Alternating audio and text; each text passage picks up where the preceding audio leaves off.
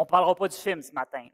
Mais pourquoi j'ai pris ce titre-là? C'est parce que ça représente grossièrement des catégories de personnes qui vont être dans le passage de ce matin.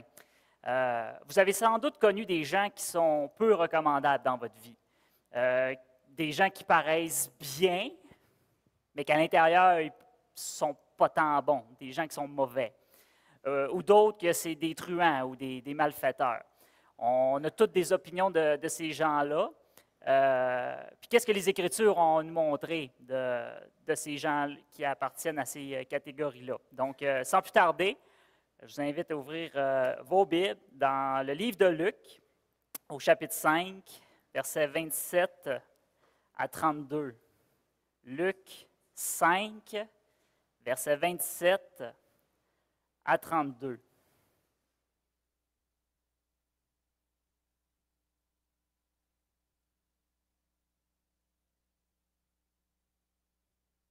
Donc, pour notre passage, on ne fera pas la lecture ensemble, c'est quand même pas beaucoup de versets. On va faire une exégèse ou plutôt une analyse qui est quand même exhaustive de ces passages-là au fur et à mesure. Donc, dans notre chapitre 5 au verset 27, on va aborder un point principal, c'est que Jésus appelle les hommes à le suivre. Puis on va diviser ce point-là en deux autres points, qui est en fait, Jésus va appeler un cancellé du nom de Lévi. Cancellé, qu'est-ce que je veux dire? C'est un rejet de la société. Puis le deuxième point que je vais apporter avec vous, c'est que Jésus il est venu dans le monde pour des gens qui sont malades. Puis on va... Est-ce que je parle de malades physiques, comme une lombosciatalgie? Non, je ne parle pas de ça. On va parler d'une autre chose. Donc, sans plus tarder, dans notre passage, afin qu'on se mette dans le contexte, là, Jésus il sort du miracle qui a guéri un paralytique. Et dans le verset 27, vous pouvez mettre vos yeux dans vos Bibles, on retrouve Jésus qui marche, puis qui voit un collecteur d'impôts du nom de Lévi, ou Matthieu Lévi, un fonctionnaire pour l'Empire oppressif romain. D'entrée de jeu, on sait que Jésus parle à quelqu'un qui est peu aimé de la société juive de l'époque. C'est un rejeté, même en termes modernes, un cancellé, comme j'ai dit. Bien souvent, pourquoi il n'était pas aimé, ces gens-là? Bien, c'est tout simplement parce qu'ils travaillaient pour l'ennemi. Puis il y avait quand même une pratique dans ce temps-là, c'est que les collecteurs d'impôts se prenaient un pourcentage sur les rapports d'impôts. C'était quand même lucratif comme job. Fait que là, qu'est-ce que Jésus va dire à un tel homme? Bien, la suite du verset 27 dit comme suit, et je cite, « Suis-moi ». Jésus, en d'autres termes, il fait une invitation. « Laisse tout ce que tu as présentement, puis suis-moi ». Puis le choix peut sembler peu évident, de par l'emploi à Matthieu qui est quand même très lucratif.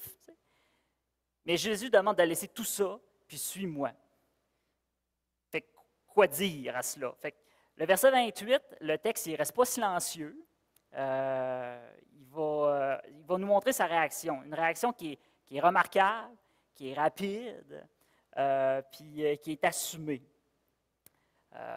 Fait que, verset 28, il est écrit « Laissant tout, il se leva et le suivit. » Sa réponse est exemplaire. Elle n'est pas remplie de césticisme comme moi sur une base quotidienne. Ce qu'on peut voir, c'est que Matthieu, il délaisse une carrière lucrative, monétaire, pour acquérir, par exemple, une richesse qui est spirituelle. Mais ça ne s'arrête pas là. Au verset 29, ça nous montre que Matthieu va mobiliser ses richesses, maison, argent, pour présenter Jésus, puis présenter ce que Jésus a apporté pour l'humanité en le présentant à ses contacts, dont des collecteurs d'impôts puis des gens qui sont semblables à lui. On voit que c'est un homme qui est fier d'être associé à Jésus, puis il ne s'en cache pas. Il s'affiche publiquement, puis il ne se pense pas meilleur qu'un autre. Cet hiver, pour ceux qui étaient avec nous les mercredis, on lisait un livre doux et humble de cœur, puis on a vu plusieurs idées du cœur de Dieu. Puis je trouve que ce passage-là est un bel ajout parce que ces courtes lignes-là vont nous montrer un aspect de la personne de Jésus. Qu'est-ce que ça nous démontre? Le fait que Jésus va vers un social outsider. Pourquoi il fait le choix d'aller spécifiquement vers un collecteur d'impôts, un rejet de la société? Bien, première conclusion qu'on peut dire, c'est qu'il est raisonnable de penser que Jésus y accepte tous les hommes de la classe de la société. Ce n'est pas quelqu'un qui va regarder les différences puis juger sur cette base-là. Son message, son amour s'adresse à n'importe qui. Ça nous montre qu'il n'y a personne de meilleur qu'un autre, puis qu'on est tous égaux devant son message. Fait que, si un matin, vous vous trouvez comme dans une case que vous vous trouvez isolé, bien, Jésus, lui, n'oubliez pas que Jésus, lui, il a fait le premier pas vers ceux qui sont rejetés. Puis combien que nous aussi, nous qui veulent tendre vers la personne de Jésus, on devrait aller vers les gens qui sont rejetés. Sur ce premier point qui a été abordé, j'aimerais qu'on saute au deuxième. Donc, le deuxième, pour faire un petit rappel, c'est Jésus il est venu dans le monde pour des malades. Donc, au verset 30, on peut mettre nos nez dans nos Bibles, ça nous montre une autre catégorie de personnes, qui est tout le contraire de Matthieu Lévy. On les appelle les pharisiens, du grec séparé. J'imagine qu'on se sent cool quand on a un titre honorifique, là, comme pharisien. Bref, c'est des gens qui sont éduqués, c'est des lettrés. Ils ont un respect de la loi qui paraît exemplaire. Unger il nous dit que ce sont des gens qui ne tolèrent pas être dans la présence des païens, c'est-à-dire des gens qui sont en opposition avec ce qu'ils croient ou des serviteurs de faux dieux, par peur de se retrouver souillés par le simple fait d'être dans la présence de ces gens-là. Par peur de pécher, c'est des gens qui ont ajouté une multitude de préceptes, puis une multitude de règles pour s'assurer de ne pas être en position où que le péché se présente. Ça, faut quand même leur donner, c'est des gens qui sont quand même rigoureux. Fait que, qu'est-ce que ces gens-là ont à dire dans cette situation-là? Le verset 30 nous montre qu'en fait, ils vont poser une question à Jésus. Ils vont essayer d'aller d'aller confronter ce que Jésus fait. On peut lire la question: pourquoi mangez-vous et buvez-vous avec des collecteurs d'impôts et des pécheurs?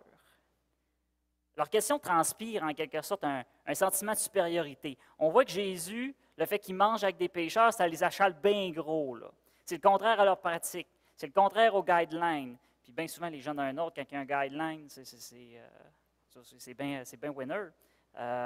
Fait que c'est quelque chose qui est complètement contraire à la conception de Osos, qui est la volonté de Dieu. Et puis là, c'est là où c'est intéressant. Qu'est-ce que Jésus va montrer? Qu'est-ce que Jésus fait premièrement? Au verset 29, là, on peut voir que Jésus passe son temps avec des gens qui sont conscients de leur péché. Parce que oui, les pharisiens ont peut-être une apparence de vie qui est conforme, mais ce sont aussi des pécheurs qui sont cachés sous une couverture de respectabilité habilement tissée avec les années. Le verset 31-32 nous montre la réponse de Jésus. Il va se dire en ces termes, je cite, « Ce ne sont pas les gens en bonne santé qui ont besoin d'un médecin, mais les malades. Je ne suis pas venu pour appeler des justes, mais des pécheurs à changer d'attitude. » Fait que là, ici, Jésus, il nous présente une métaphore où la maladie en question, c'est le péché.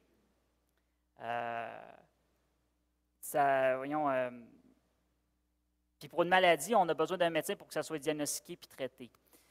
Jésus il se présente comme le médecin pour ceux qui se reconnaissent qui sont malades. Fait que d'un premier temps, Jésus mentionne que le fait qu'une personne se reconnaît malade va avoir besoin d'un médecin. Le propos, il demeure intéressant parce que Jésus, les pharisiens sont dans une position où ils se considèrent justes. Fait que comment que Jésus peut les aider si les pharisiens ne reconnaissent pas qu'ils ont un problème? Ou comment que des pharisiens qui sont pécheurs, comment que Jésus peut les aider si eux-mêmes, les pharisiens, ne se reconnaissent pas pécheurs? Qui est tout l'inverse de Lévi, que Lévi connaissait que c'était un homme qui n'était pas bon, qui avait besoin de quelqu'un, qui avait besoin de Jésus. Donc, parfois, on peut se dire avec les années que on est des bonnes personnes, on n'a pas, il y en a toujours des bien pires que nous. Mais est-ce qu'on est 100% bon, sans faute, sans tâche, sans travers? Ça, je laisse cette question-là pour vos cœurs. Fait que si je me reconnais pécheur, ben il y a Jésus qui est là et qui tend la main pour qu'on puisse changer d'attitude.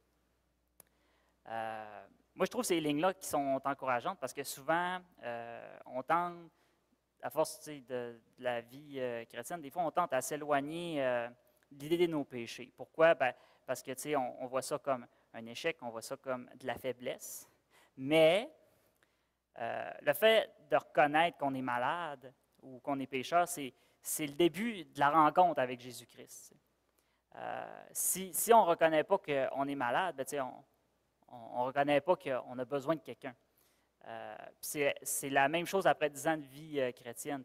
Cette relation-là, elle a débuté sur le fait que oui, Christ est venu pour des pécheurs, mais à quelque part, on est illuminé qu'on était conscient qu'on avait besoin de quelqu'un pour restaurer cette relation-là qui avait été brisée. Donc,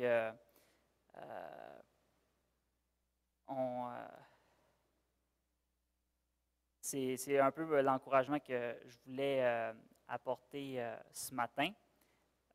Je suis dans le temps. Je vais vous inviter à fermer, en tout cas, fermer vos yeux dans un moment de prière. Notre Dieu, on vient sur ton regard pour prendre conscience, Seigneur, de nos fautes, Seigneur. On veut te louer parce que tu as fait le premier pas vers nous, Seigneur, et le fait que tu fasses le premier pas, ça nous démontre ton cœur, Seigneur, qui est bienveillant, un cœur qui veut se charger de nous, qui veut s'occuper de nous, prendre soin de nous, et on veut te louer pour ça. Je veux te prier pour ces membres de la communauté, Seigneur, que tu puisses les bénir, et je te remercie du temps de partage qu'on a eu ce matin. Au nom de ton Fils Jésus et pour ta gloire, Amen. Bon dimanche.